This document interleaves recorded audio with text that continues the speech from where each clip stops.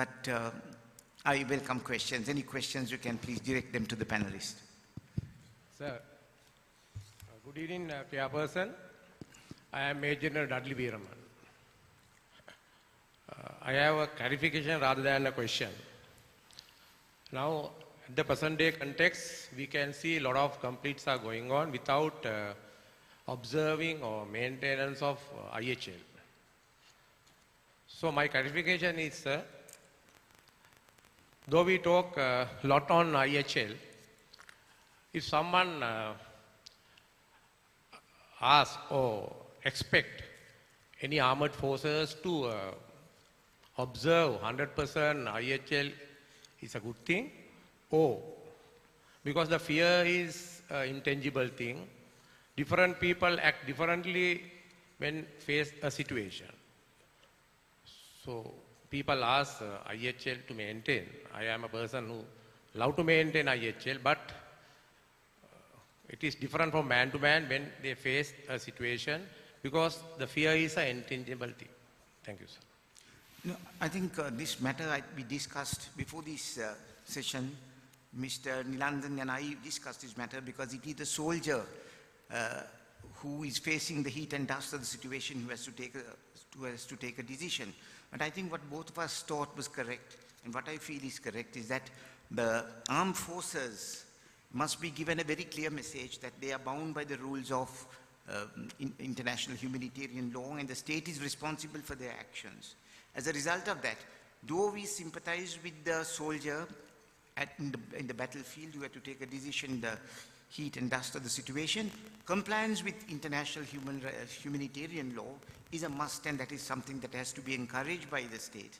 And if there is purposeful violation, I think the state has a duty to take necessary steps to see that that is not repeated. I think we can get Mr. Michel, Boris Michel, to comment on that because he's from the ICRC. Oh, thank you, Mr. Chairman. It's true, it's complicated, and it's quite a challenge for each and every soldier and each and every officer on the front line to abide strictly by the rules. There are lots of issues of application of the rules. You have lots of dilemmas. You have lots of questions to ask yourself before engaging a military action. Now, I think the rule is very clear. Let's stick to your obligation, respect international humanitarian law, make the best application of it, and there are lots of training to be done until you become a good commander, until you become an expert in targeting, until you take all the precautions and all the measures that make you a good officer or a good soldier.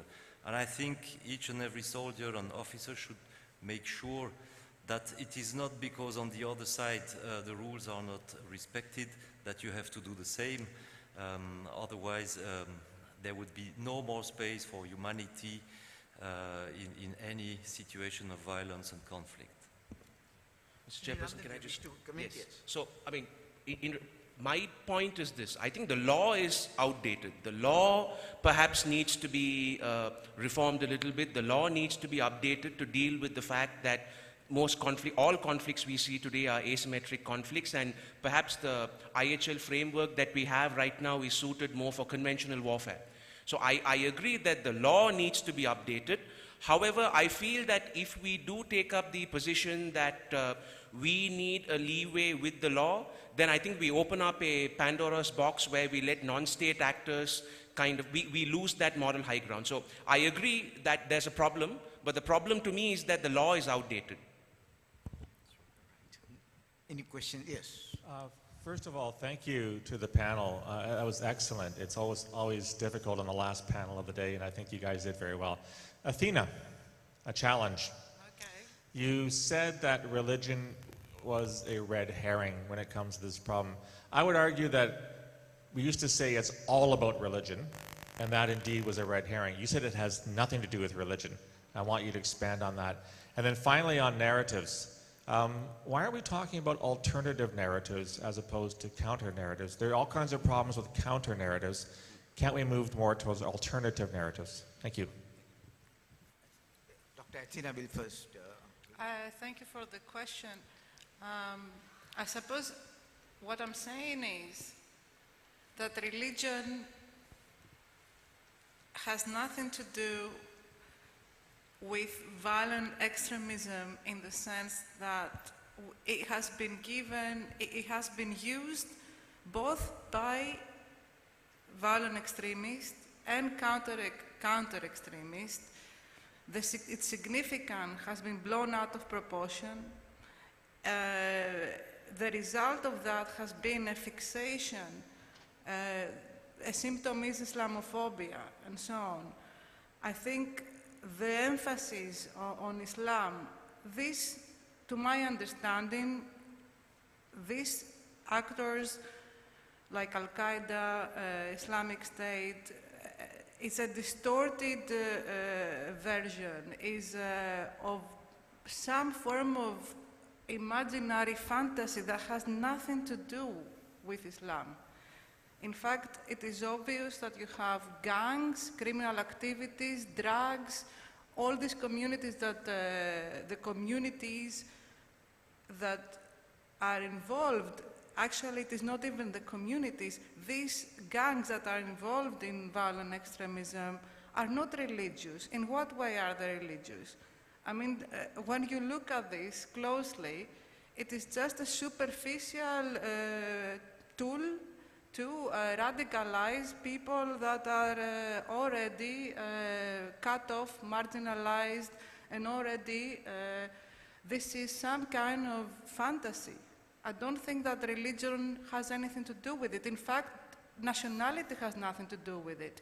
What we see is a world where fluid identities and fluid networks come together to carry out attacks. And while they do so, they move beyond fixed notions of thick identities like nationality, religion, and so on. They actually are networks on the move, nomadic networks that are doing what they're doing, and today is religion, tomorrow might be nationality, the next day it might be something else, it might be pink elephants. I don't think this is the problem. It's not, and I don't think it is about narratives and counter-narratives. I don't think it's a problem of content. I think it is a problem of process. Disrupting the content will not do anything, and we have seen that this is ineffective. Disrupting the process of how people go about carrying out attacks, I think is much more realistic and pragmatic, and returning to basic policing, basic penetrating the everyday fabric of the situation, of this process, rather than fantasizing how we persuade this extremist that Quran it doesn't say this or the other. Who cares about that? Yes, so I agree that alternative narratives are a good choice. It's just my only reservation with them being our primary strategy is that they sometimes, I think, tend to create these parallel universes where people sort of just believe what they want and they don't really engage with the rest. Sometimes I feel that when the adversary has a narrative, it's good to just battle through it, to just smash through it. I agree that that might not be the best solution in all scenarios, and I agree that alternative narratives should be something we explore. But my only reservation is, what do we then do if people just get stuck in their bubbles? Because that would just take us back to square one. Any more questions, please? Yes, please. Hi, I'm Nick Cole from the University of Southern California, and I'm one of the speakers tomorrow. So but I wanted to, in a way, maybe open up some of the discussion we'll be having tomorrow right now, and link what Boris was saying about law to this question of narratives. And what occurred to me is that the United States has been incredibly successful in teaching the world its dominant narrative of being this wonderful source of law and liberty for the world. But the problem is that you don't own your narrative.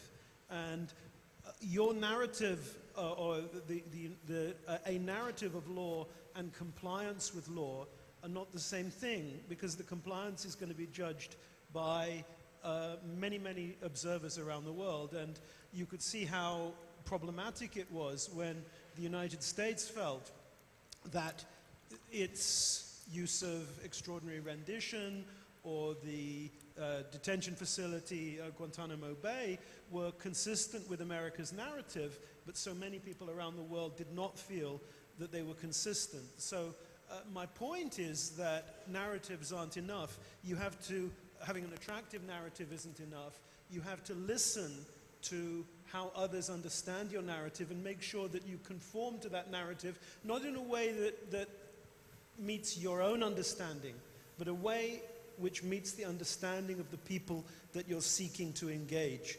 You do not own your own narrative. The narrative is in the mind of all the people who are perceiving that narrative or sharing that narrative around the world. And if we don't understand this, we can get into incredible difficulty, which I think you can see how that has been a big part of the, as it was back then, the global war on terror got into difficulty in part because of a failure to understand the importance of the perception of others towards a narrative. Now, any other panelists would like to respond? I mean, yes. So I completely agree. I agree that, for example, the American example I think is very useful here.